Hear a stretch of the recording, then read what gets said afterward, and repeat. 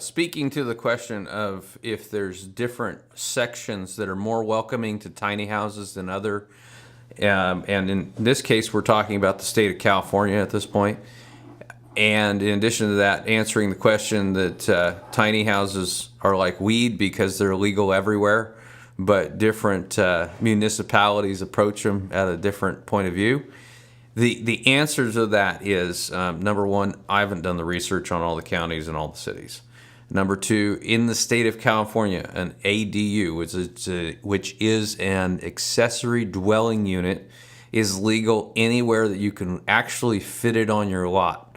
And the reason for that is we have a major housing issue right now. There's not enough, structures with roofs on it that are habitable places that it keeps the cost very high for rent and purchasing and things like that. And so the state of California is determined to make that legal in the state of California. Each municipality has approached that different. I know that there's a number of cities that they say, well, while you can have it here, you just can't occupy it full time, or whatever that looks like, or it has to be permitted a certain way, or all these things. So the city of Fresno was one of the first major municipal organizations to come out and say, we want to welcome tiny houses. And so they pulled a tiny house built by California Tiny Home Builders, which builds in Fresno. They cost about $75,000 to $95,000 a build. They pulled one downtown. The mayor, Ashley Swearingen, came out and she gave a speech at the time. And I called a couple of friends of mine who are involved in the city of Fresno because I was intricately involved in a production home builder, and we built six subdivisions up there. And he said the way they did this is they basically said it's on a trailer chassis. It has to be built on a trailer chassis. And by being built on a trailer chassis, it conforms to DOT issues, so it can be transportable on the road. However, it doesn't have to fully conform to CBC, California Building Code, or things like that, because it is a movable structure.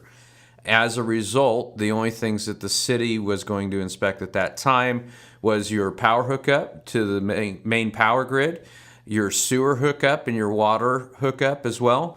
And you had to be getting city services to do this on the lot. You could put these even on lots that didn't have homes fully built.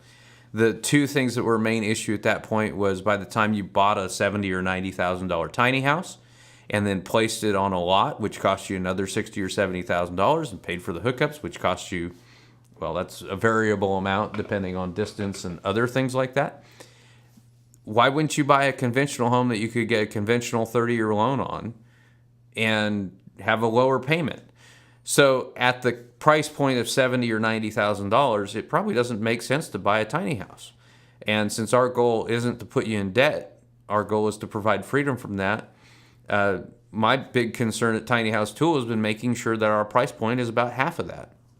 So even with some custom features, our base larger model is about $34,000, and you'll probably end up just under $40,000 if you add on solar panels and some other stuff. So the city question, going back to that, the city of LA with housing and urban authority issues, we've been following an issue that I had a large discussion on yesterday, and the mayor has been pushing to have more and more ADUs available to be built. There's a website out there, and I'd have to look at it to find if you qualify due to one thing or another.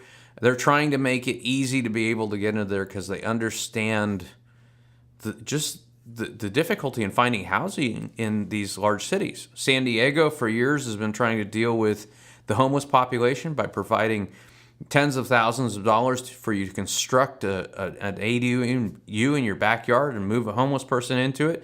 They'll actually pay you money to build it. So while not all the cities, municipalities, and counties welcome tiny homes or structures in the ADU category, it's becoming more and more prevalent, especially as we have these large municipalities looking at doing these things. And so at Tiny House Tool, we want to answer all those questions you have, and we want to provide an affordable housing solution that removes you from the bondage of debt. And I'm Forrest, and I founded Tiny House Tool to hopefully provide some of that freedom.